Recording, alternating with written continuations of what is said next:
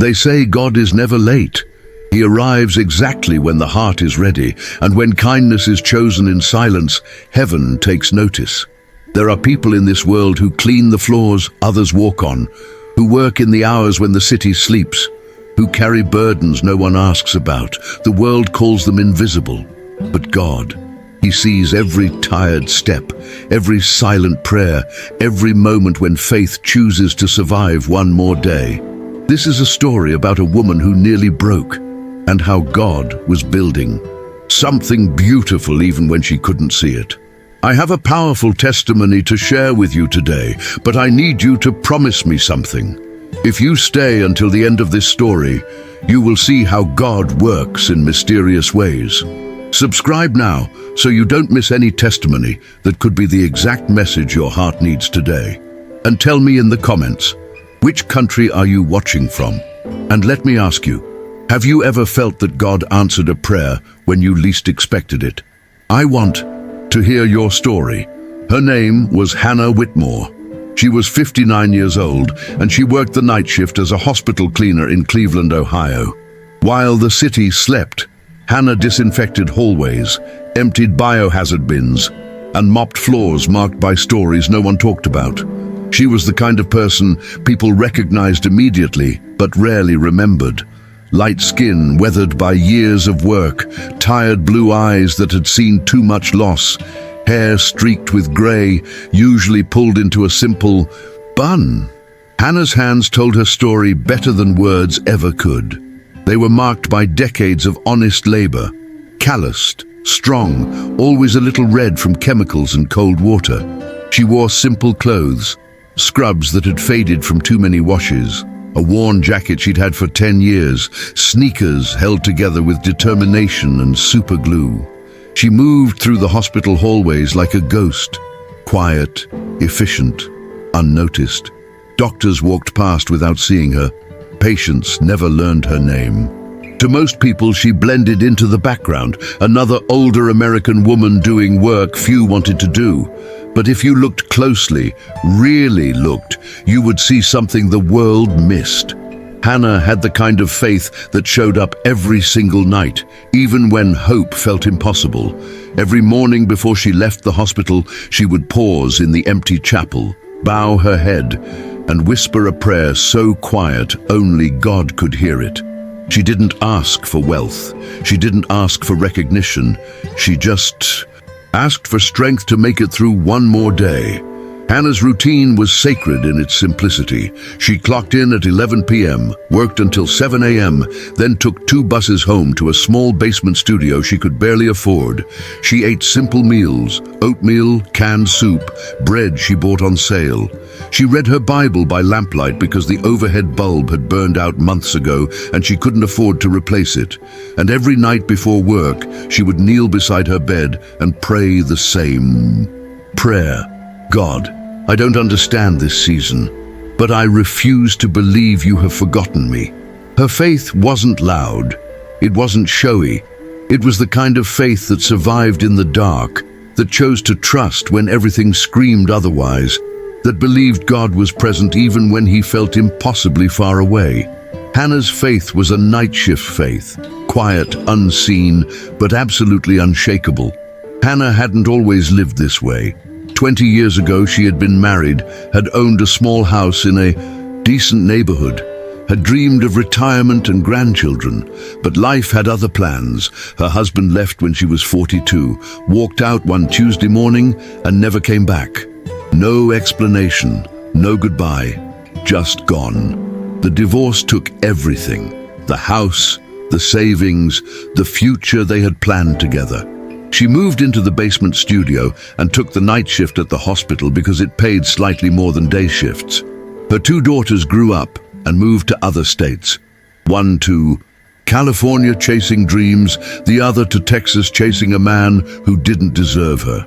They called on birthdays, sent brief text messages on holidays, but they had their own lives, their own struggles. Hannah didn't blame them. She just missed them with an ache that never quite went away. Then there was her brother, Michael, her baby brother, though he was 54 when he died. Michael had struggled with addiction for most of his adult life, a victim of the opioid crisis that had devastated American families across small towns and big cities alike. Hannah had tried to help him, paid for rehab twice, let him stay with her until the landlord threatened eviction, prayed for him every single night. But addiction is a beast that devours hope. And on December 18th, 2025, she received a call that shattered what little stability she had left. Michael had overdosed. He was gone. She couldn't afford to travel for the funeral. She couldn't afford to take time off work, so she grieved alone in that basement studio, clutching a photograph of them as children, two kids who had no idea how hard life would become.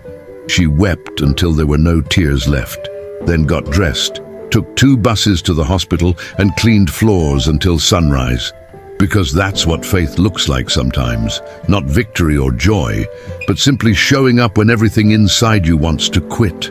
Just days later, close to Christmas, her aging car broke down during a severe snowstorm. The repair estimate was more than the car was worth. The mechanic was kind but honest. "Ma'am, this thing isn't worth fixing." So Hannah drained the little savings she had managed to keep, money she had been setting aside for an emergency, and paid for a tow truck and storage fees. Now, she relied entirely on the bus system, adding an extra hour to her commute each way. By the first days of January 2026, Hannah felt like she was drowning. The hospital reduced her hours due to budget cuts, from 40 hours a week to 28, which meant her already tight budget became impossible. She started skipping meals. She turned the heat down so low she could see her breath in the apartment. She wore 3 layers to bed and prayed she wouldn't get sick because she couldn't afford to miss work. Then, in the second week of January, a letter arrived that she could barely bring herself to open. The building where she rented her basement studio was being sold. She had 30 days to leave. No backup plan, no emergency fund, no family. Left nearby. Hannah read that letter 3 times, then folded it carefully and set it on the small table beside her Bible. She didn't cry. She was too tired to cry. She just sat in the silence and wondered how much more one person could possibly carry. It was late January 2026, the coldest week Cleveland had seen in years. The kind of cold that cut through layers of clothing and settled deep in your bones.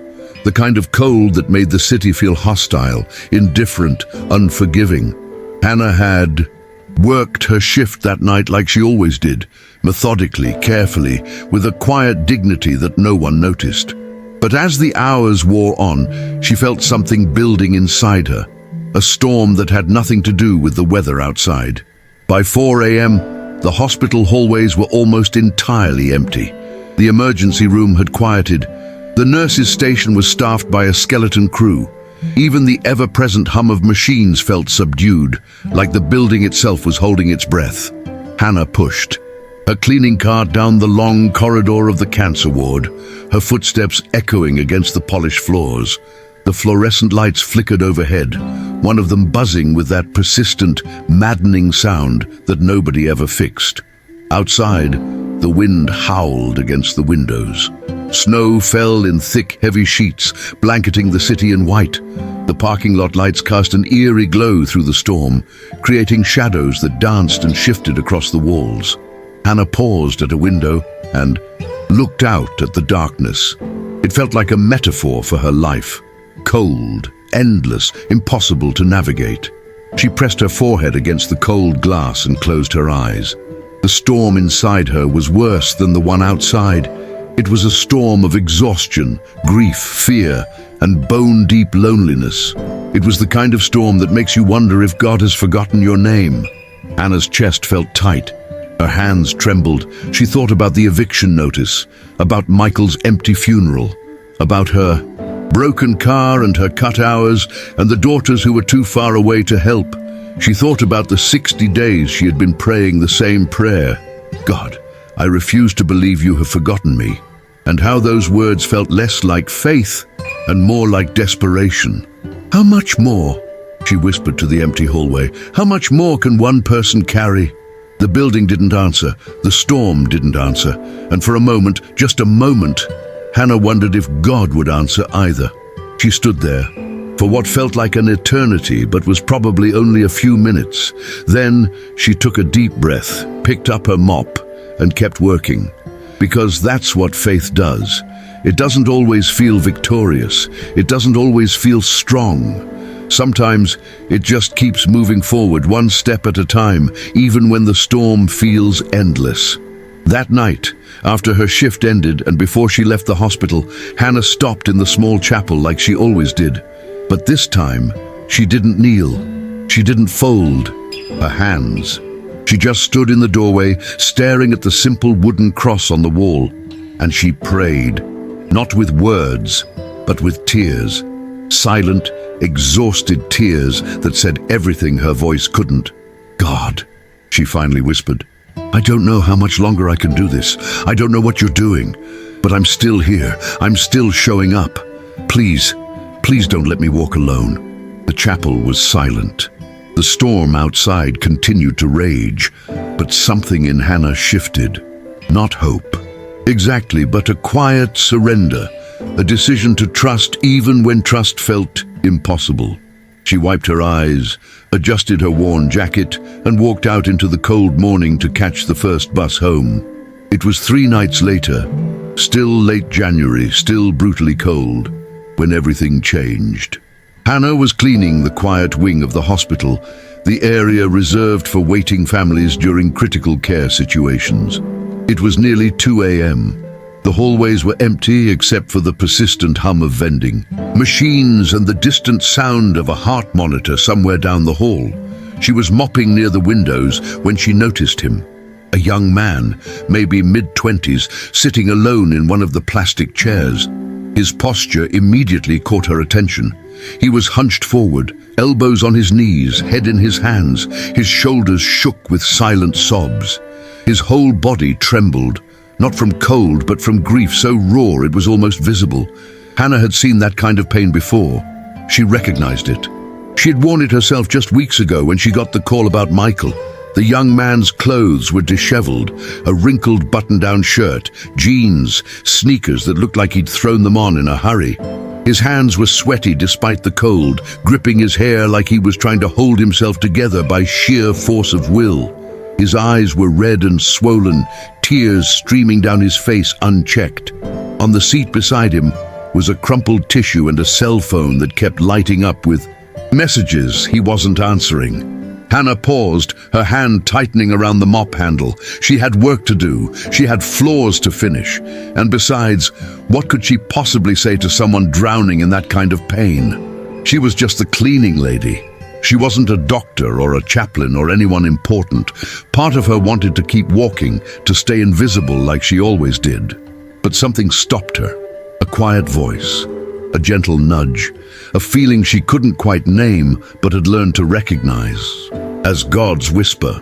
She hesitated, caught between duty and compassion, between invisibility and presence. 2 security guards walked past the young man without stopping. A nurse glanced his way and kept moving. Everyone was busy. Everyone had somewhere else to be. And Hannah understood why. Hospitals are full of suffering, and if you stopped for every broken person, you'd never get through your shift. But standing there in that empty hallway, watching this stranger fall apart alone, Hannah made a choice. Not because it made sense, not because she had answers, but because she knew what it felt like to suffer in silence, and she couldn't walk past that pain without acknowledging it. Hannah set down her mop and walked slowly toward the young man. She didn't rush. She didn't announce herself. She just moved with the kind of gentle presence that says, I see you. You're not alone. When she reached him, she quietly took the seat beside him, leaving one chair between them, close enough to offer a comfort, far enough to respect his space. For a moment, neither of them spoke. The young man didn't look up. His breathing was ragged, desperate, the kind that comes after crying so hard you forget how to inhale properly.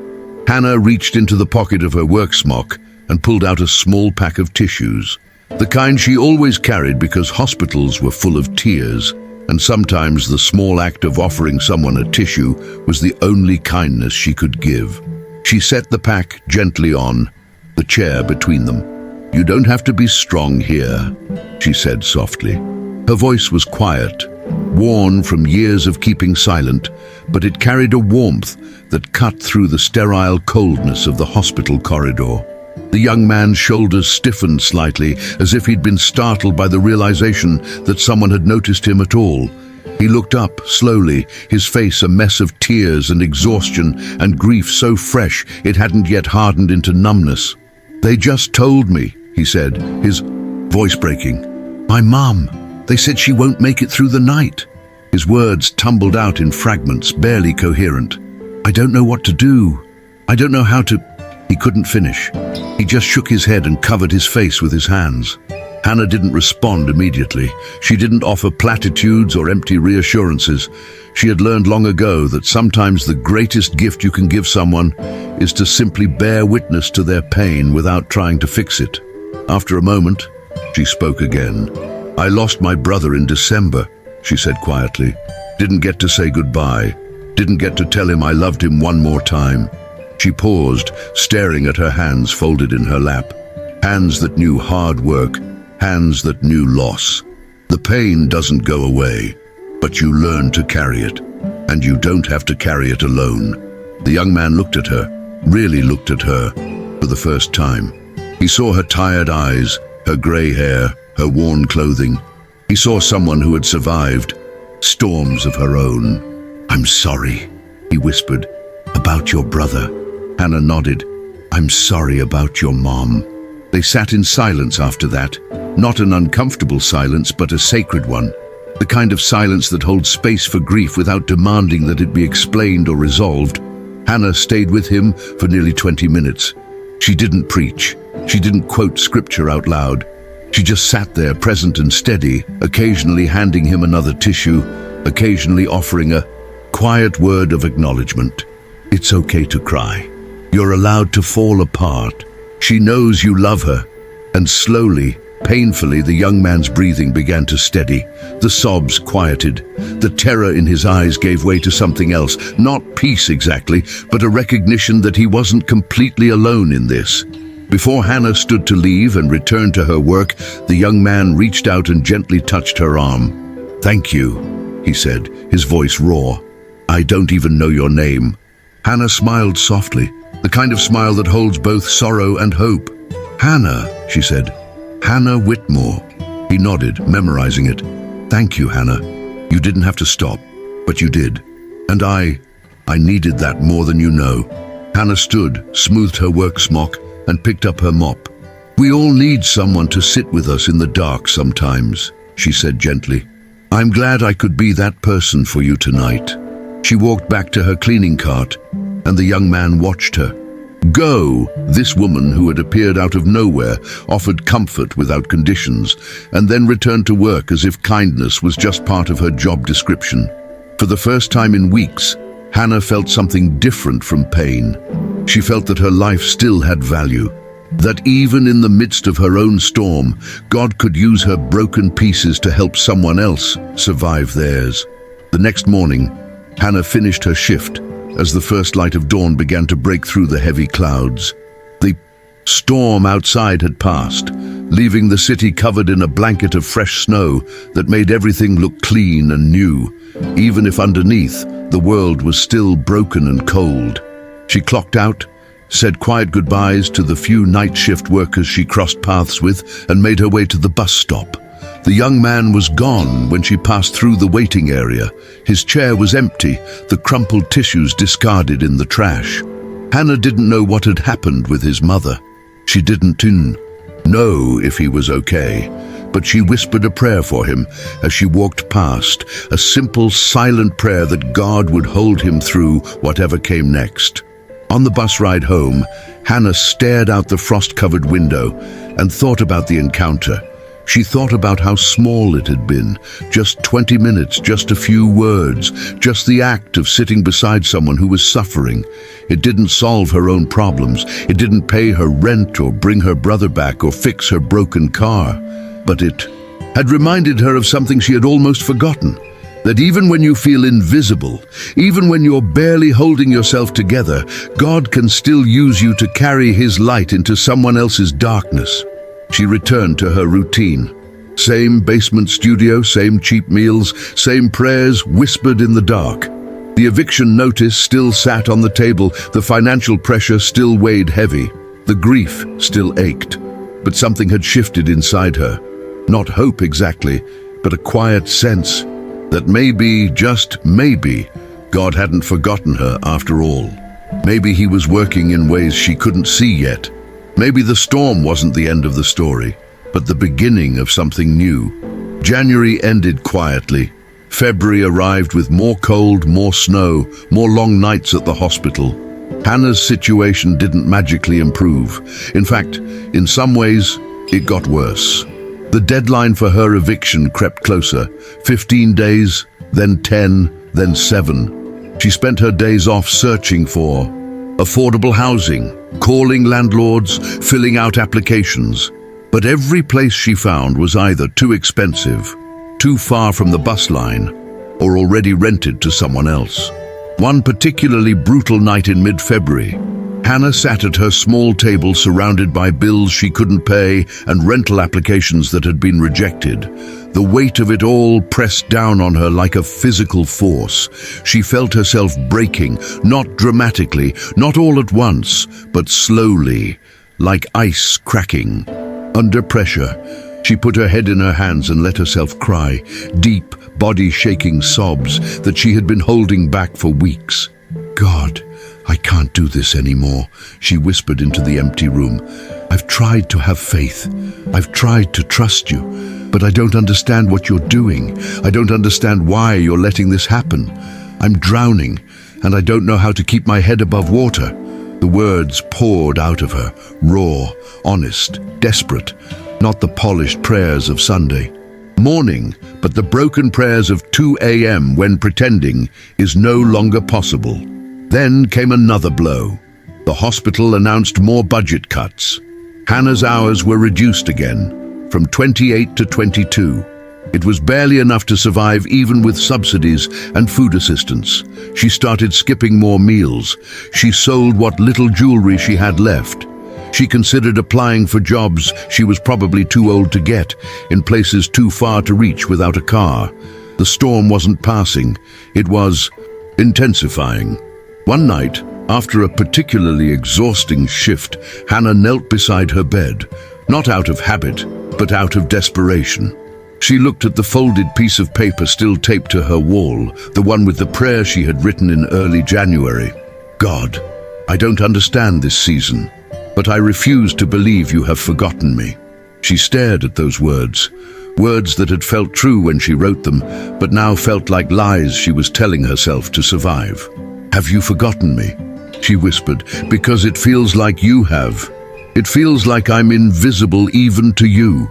She stayed on her knees for a long time, waiting for an answer, waiting for a sign, waiting for anything. But the room remained silent. The cold seeped through the walls, and Hannah finally understood what it meant to have faith when faith felt impossible, to choose to believe not because you feel God's presence, but because the alternative is to give up completely. So she stayed on her knees, tears streaming down her face, and chose to trust, not because it made sense, but because it was all she had left. 3 weeks later, in early March, something unexpected happened. Hannah was at the hospital cleaning the administrative wing during her night shift when she was approached by a woman she didn't recognize. The woman was in her 40s, well-dressed, carrying a leather portfolio. "Are you Hannah Whitmore?" she asked. Hannah froze, her mind immediately jumping to worst-case scenarios. Was she being fired? Had she done something wrong? "Yes," Hannah said carefully. "Can I help you?" The woman smiled warmly. "My name is Patricia Chen. I'm on the hospital's board of directors. I've been looking for you." Hannah's confusion must have shown on her face because Patricia continued quickly. "A few weeks ago, you sat with a young man in the critical care waiting area. His name is David Martinez. His mother passed away that night." Hannah's heart sank. "I'm so sorry," she said quietly. Patricia nodded.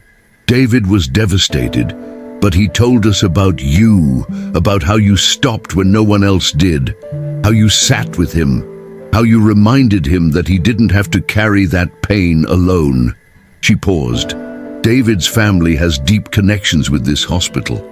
His uncle is one of our major donors, and when David shared what you did for him, it prompted a conversation we should have had years ago. Hannah didn't understand. A conversation about what? Patricia gestured for Hannah to sit in one of the hallway chairs. About the people who keep this hospital running but remain invisible.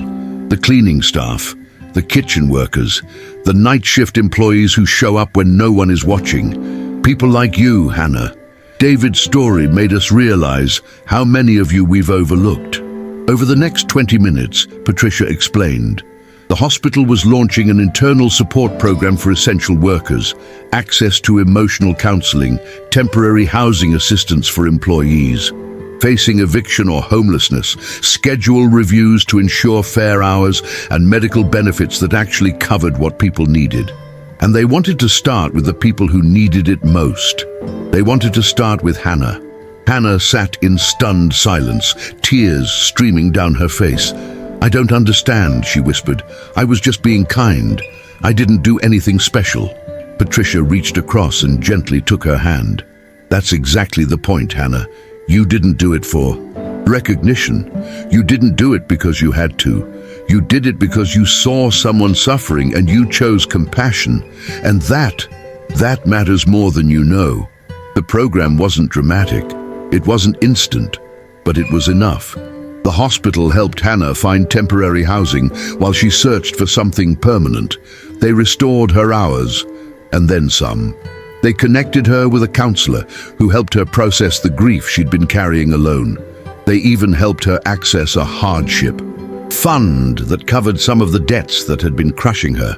But the greatest gift, the real miracle, wasn't the practical help. It was the recognition.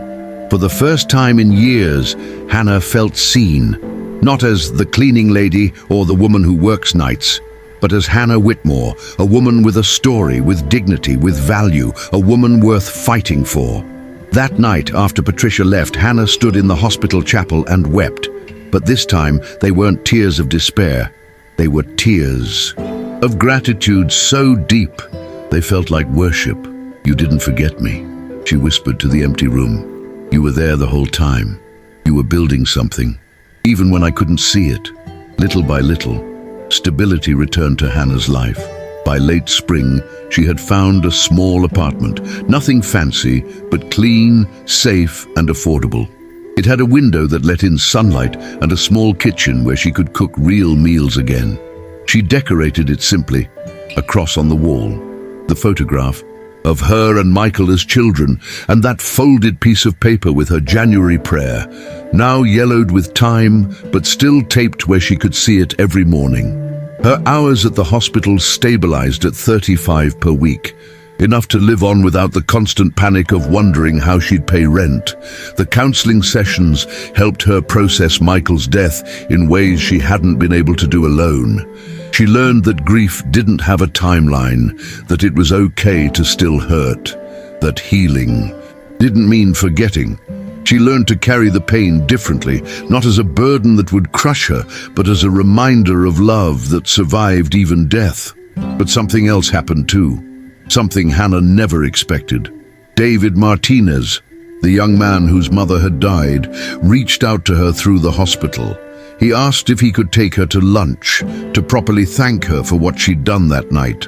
Hannah almost said no. She didn't need thanks, didn't want attention, but something told her to say yes. They met at a small diner near the hospital. David was different than he'd been that night. Still grieving, still carrying the weight of loss, but steadier somehow. He told Hannah that her presence that night had saved him from a darkness he'd been falling into. He told her that in the weeks after his mother's death, he'd thought constantly about what she'd said. "You don't have to carry it alone." And he'd decided to believe it. Then David said something that changed everything. "My mother spent her whole life helping people. he said quietly. She volunteered at shelters, donated to causes, tried to make the world a little less cruel. And when I sat in that waiting room the night she died, I felt like everything she'd worked for was meaningless. Like kindness didn't matter, like none of it made a difference. He paused, his eyes filling with tears. But then you stopped, and I realized my mom's legacy wasn't in grand gestures or big donations. It was in moments like that, in people like you who choose compassion even when no one's watching. You reminded me what she spent her whole life trying to teach me. Hannah reached across the table and squeezed his hand. Your mother would be proud of you, she said softly. David nodded. I hope so, because I'm going to keep her work going, and I want you to be part of it. David's mother had left behind a small trust fund designated for community outreach. David decided to honor her memory by expanding it, creating a foundation that supported families affected by addiction, eviction, and winter hardship, problems deeply rooted in American society. And he asked Hannah to help. At first, Hannah didn't understand what she could possibly contribute. She wasn't educated, she wasn't connected. She was just a woman who cleaned hospital floors and knew what it felt like to suffer. But that, David explained, was exactly why she was needed. The people we want to help, they don't need someone who studied poverty in a textbook. They need someone who's lived it, someone who understands, someone like you. So Hannah became a volunteer and eventually a part-time advocate for the foundation. She didn't lead, she didn't speak publicly. She worked behind the scenes, helping families navigate the systems that had nearly destroyed her. Housing assistance, food banks, emergency funds, addiction support resources. She brewed coffee at community meetings. She listened to stories of people who felt forgotten. She prayed silently for families drowning in the same storms she had survived. The work was hard, it was often heartbreaking, but it filled something in Hannah that had been empty for so long. A sense of purpose, a feeling that her pain hadn't been wasted, that the years of suffering had given her something valuable. The ability to sit with others in their darkness without flinching, without judging, without turning away. By the end of 2026, the foundation had helped dozens of families. They'd prevented evictions. They'd connected people to addiction treatment. They'd provided emergency funds for car repairs, medical bills, funeral costs, all the small crises that can destroy a life when you're already barely hanging on. And at the center of it all was a woman who had nearly broken just months before. A woman who had learned that sometimes God doesn't rescue you from the storm so you can forget it, but walks you through it so you can help others find their way. Hannah started hosting small gatherings at her apartment, informal support groups for women facing similar struggles. Nothing official, nothing structured, just coffee, conversation, and the kind of honesty that only comes when people realize they're not alone. She shared her story freely. The losses, the eviction notice, the nights she thought she wouldn't make it. And every time she spoke, she saw her own pain reflected in someone else's eyes. And every time, she watched as that pain transformed into something else, hope. In late December 2026, almost exactly a year after Michael's death, Hannah received news that brought her to her knees. Her daughter in California, the one who had moved away years ago chasing dreams, called to say she was moving back to Ohio. She was pregnant. She wanted her child to grow up near family. She wanted her mother in her life again. Hannah wept when she got the call, tears of joy so pure they felt like prayer. That night, Hannah stood in front of the same wall where the folded piece of paper was still taped, yellowed now with time, the edges worn from being touched so often. She traced the words with her fingertips. God, I don't understand this season, but I refuse to believe you have forgotten me. And she whispered into the quiet apartment, God, the end of 2025 almost broke me. January tried to silence me, but you were building something even when I couldn't see it. Hannah Whitmore's story didn't end with a spotlight. It didn't end with fame or recognition or wealth. It ended the way most true miracles do, quietly, humbly, in the sacred stillness of a life surrendered to God. She continued her work at the hospital. She continued volunteering with the foundation. She continued showing up for people who felt invisible because she knew what it felt like to be overlooked, forgotten, dismissed. And every person who crossed her path left different, not because Hannah was extraordinary, but because she had learned to let God be extraordinary through her. This is the truth. Hannah's life taught the world. God is never late. God works while the heart still hurts. God turns painful endings into quiet beginnings. And sometimes the miracle doesn't happen in the hardest month. It begins there and blooms at the right time. Hannah Whitmore was never invisible. She never had been. God saw every floor she mopped, every tear she cried, every prayer she whispered in the dark. He was there in December when she buried her brother. He was there in January when the eviction notice came. He was there in February when she thought she couldn't survive another day. And he was there in March when he turned her suffering into purpose, her pain into compassion, her brokenness into a bridge that others could cross to find hope. Hannah's story continues in every life she touched, every family she helped, every soul she reminded that no one, absolutely no one, walks alone. If you made it this far, it was not by chance. God placed this story in front of you because you needed to hear it. Now I want you to do something for me. Subscribe to the channel so you can keep receiving these stories that feed the soul. And in the comments, tell me which country you are from and share this with me. What did this testimony leave in your heart? Is there something in your life you need to surrender to God today? Share your prayer, your pain, or your joy. Here, we are a family, and your story matters.